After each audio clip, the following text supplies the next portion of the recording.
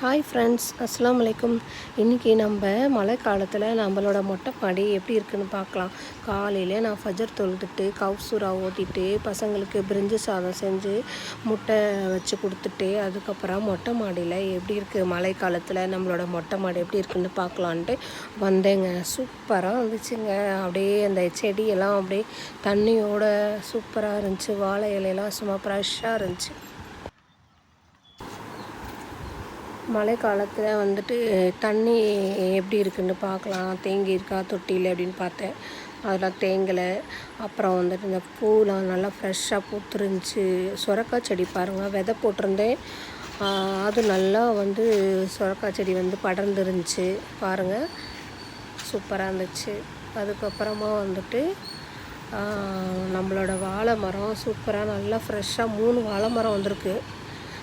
3 தொட்டியில் வச்சுருக்கோம். 3 வாழை மரம் சூப்பராக வந்துருந்தது. பார்க்குறதுக்கே அழகாக இருந்தது. அந்த மழை துளி தண்ணியெலாம் அதில் நிற்கும் போது நல்லா சூப்பராக இருந்துச்சு பார்க்குறதுக்கு. மழை நம்ம என்ன தான் நம்ம செடிங்களுக்கு உரம் கொடுத்தாலும் இந்த மழை தண்ணி தாங்க அவ்வளோ செடிங்களை ஃப்ரெஷ்ஷாக்குது. இயற்கையாக அந்த மழை தண்ணியில் இருக்க இது வந்துட்டு வேறு எதுலேயுமே இந்த சத்து கிடைக்காது.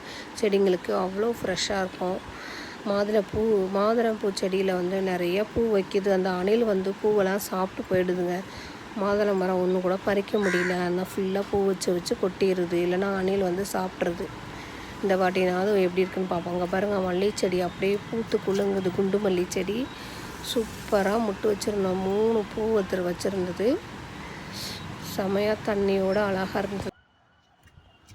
சரி, எல்லோரும் சென்னை ஃப்ளாஸ்க்கு சப்ஸ்கிரைப் பண்ணுங்கள்.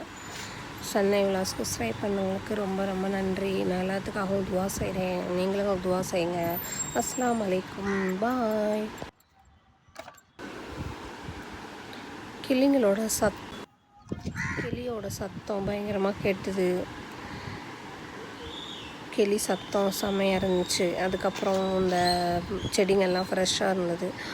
அதனால் ஒரு 3 போனால் எப்படி இருக்குமோ அதே மாதிரியே இந்த சென்னை வந்து இன்னைக்கு மழையில் சூப்பராக இருந்தது. அதனால தான் நான் 3 ஃபோட்டோ போட்டிருக்கேன்.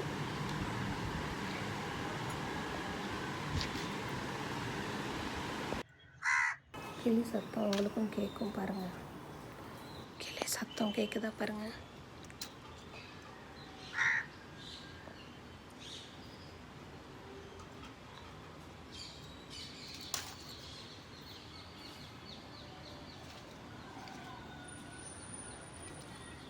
சரிங்க, பாய்.